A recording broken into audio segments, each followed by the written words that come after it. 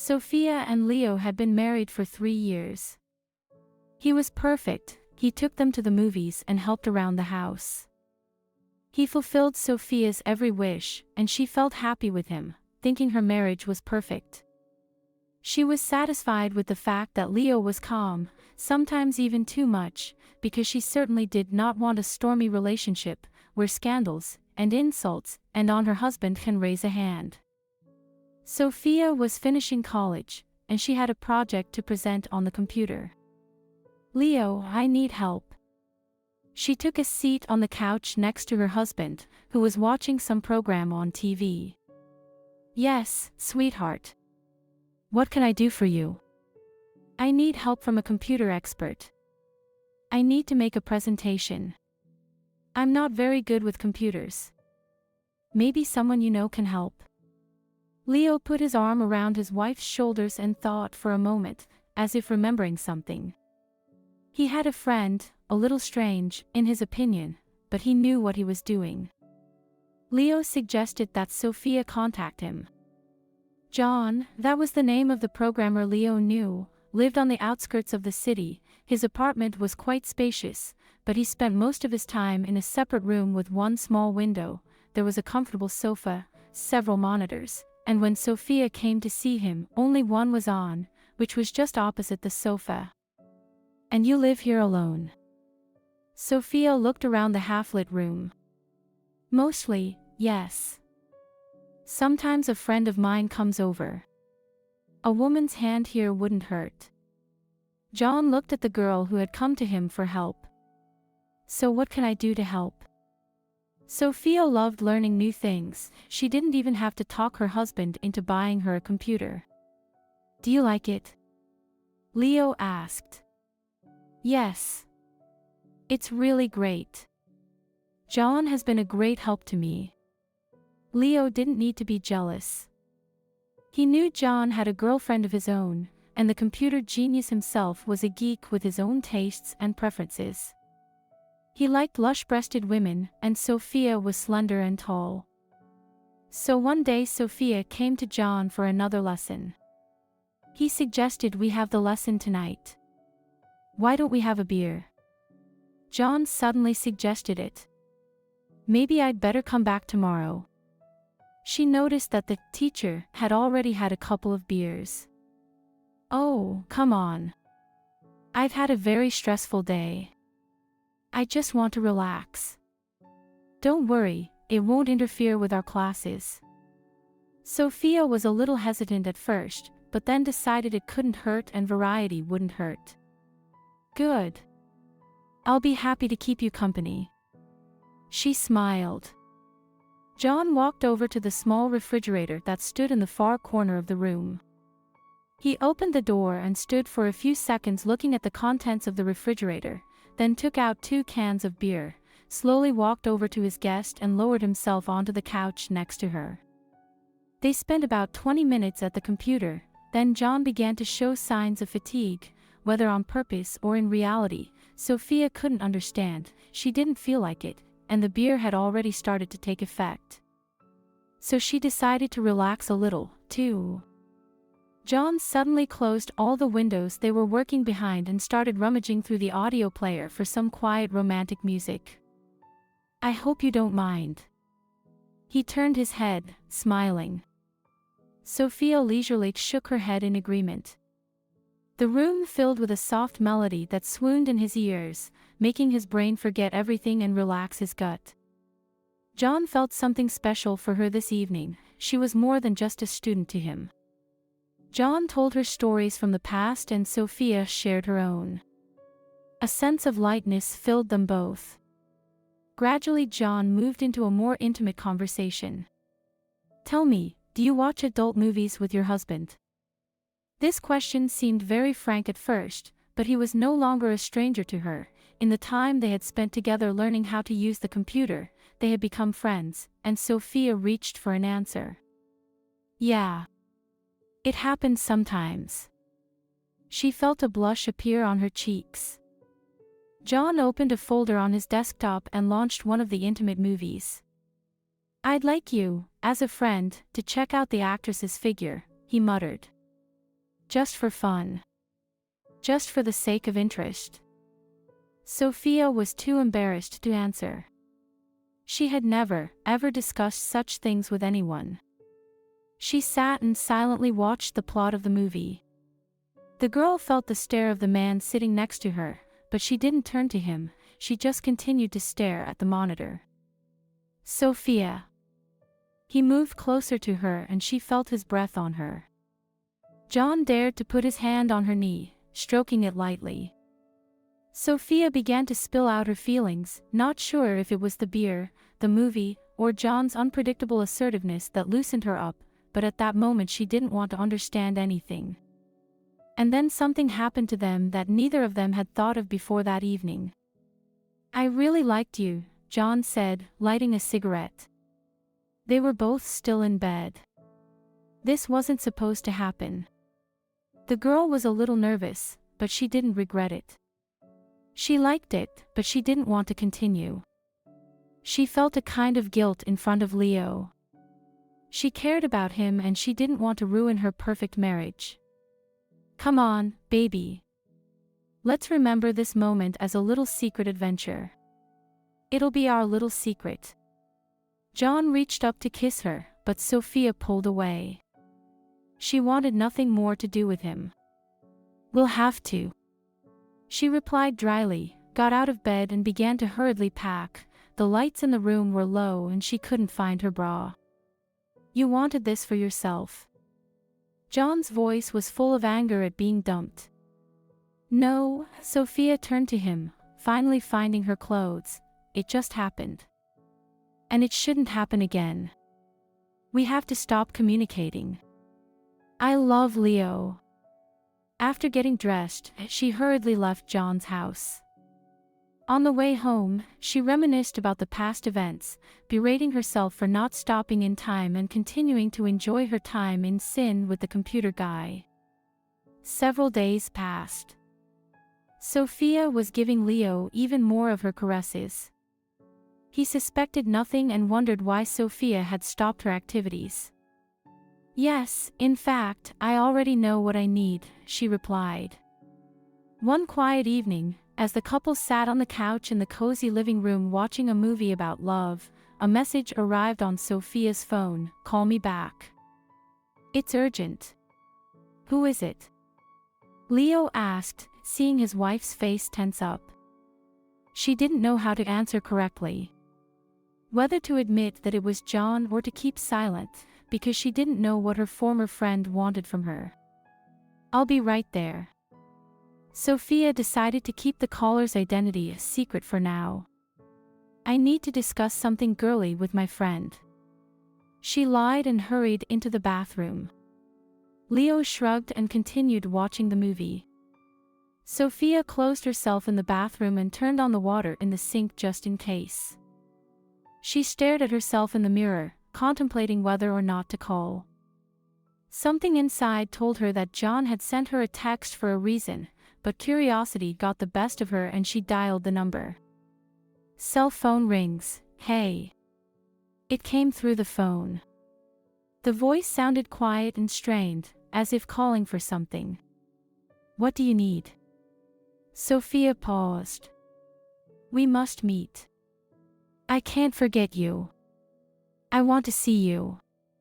John spoke softly, but close to the microphone, almost licking the receiver. Sofia's feelings were mixed. She didn't want to taint her marriage with anything else, but curiosity and the sinful side of the man tried to temper her desire. The girl still hesitated whether to agree or not. "I will push you to the right decision," John continued. "Look at the attachment I sent you." A smirk was heard in the receiver. Sofia cautiously rummaged through her phone and saw a video attached in a new message from John. Thinking what kind of file it was, the girl pressed the play button. What was her surprise and outrage at what she saw? It was the footage from the camera installed in John's bedroom where they were making love. "What a bastard!" she exclaimed. She put the phone to her ear again. Many thoughts raced through her mind. She had a problem to solve. This video was now a huge compromise and could ruin her happy marriage, which she held very dear. "What do you want?" she asked sharply. There was a hint of hatred in her voice. "I told you. We're supposed to meet. And you will come." "I can't. I told you we don't need to see each other anymore. What happened was a mistake." "Then this video goes to your dear husband."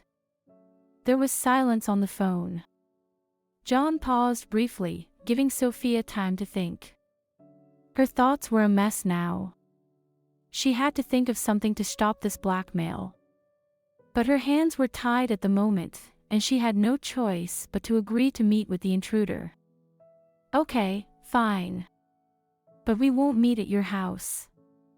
I knew you'd make the right decision," was the answer to her proposal. "Good girl. You bastard," was all she said, to which John laughed. The next day, as agreed, Sofia showed up for the meeting at a cafe near John's house. She was the first to arrive and had to wait for a while, which only added to the tension. She sipped her coffee for 15 minutes, going over the upcoming conversation in her head and glancing at the door. "More coffee." The waitress approached her with a notepad and pen in hand. "No. I'm waiting for someone." "Honey, if he's not coming, he's not worth it," advised the waitress, determined to cheer up Sofia, who was waiting for John. The uniformed girl left to serve other tables, and Sofia was about to leave when she heard a familiar voice over her shoulder. "I knew you'd come." John lowered himself smoothly into the chair across from her. He stared at her, drilling her with his gaze. "What do you want, John? Why are you doing this?"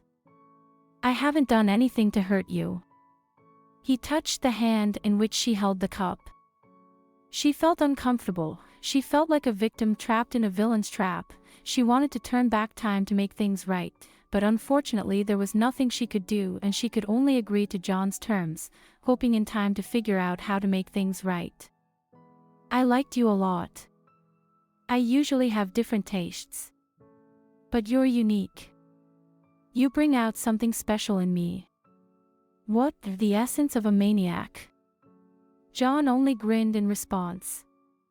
He continued to stare at her like a cat at a mouse. He wanted to possess her. He hadn't expected it of himself, but the desire made him feel euphoric. He didn't want to let go of his prey. "As I said, I like you very much. And I suggest that you continue to meet with me. You've enjoyed it yourself, haven't you? Didn't you?" "Of course I did."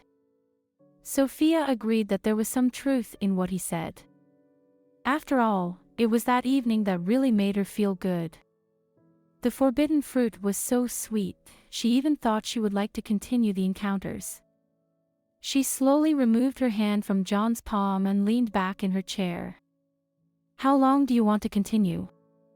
she asked, hoping this was the last time. "Well," John, as if on purpose, delayed his answer. "At least a few more dates." He smiled broadly. "That's what you want, isn't it? Don't you? Let's say I do.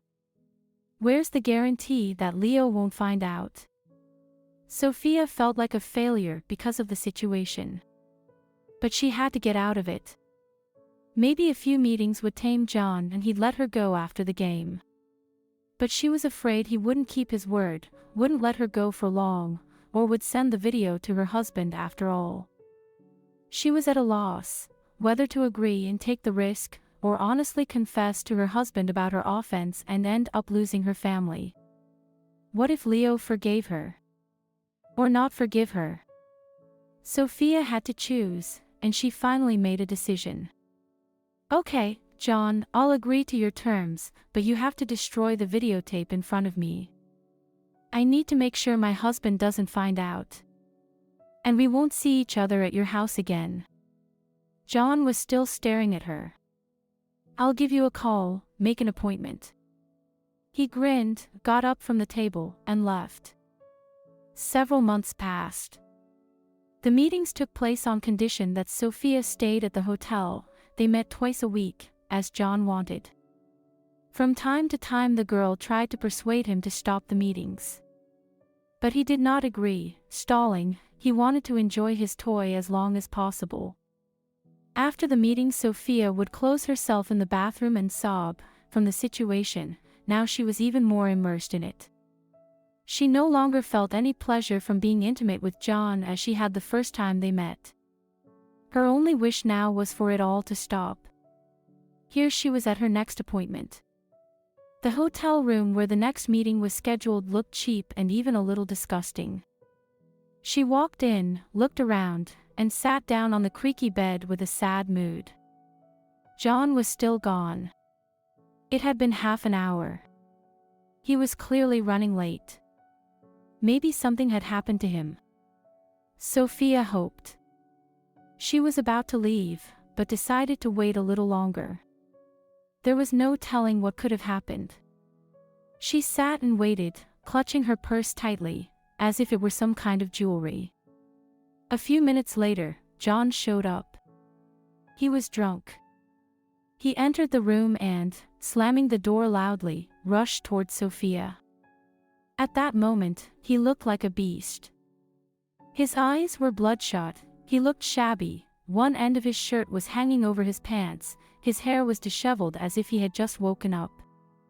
She flinched and bounced away from him, but he managed to grab her arm and flopped her on the bed. "Where are you going?" he hissed. "You." He ran his hand down her thigh and squeezed it hard, causing pain. "What are you doing?" She grimaced and tried to pull away, but she couldn't. "Let me go, you sick bastard." But in response, she received a hard slap, then another and another. John slapped her several times and then began ripping off her clothes with one hand and holding her by the neck with the other. Sofia didn't stop trying to break free.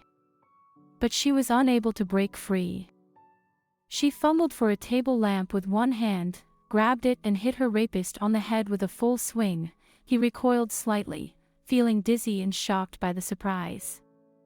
But Sofia didn't wait and hit him again.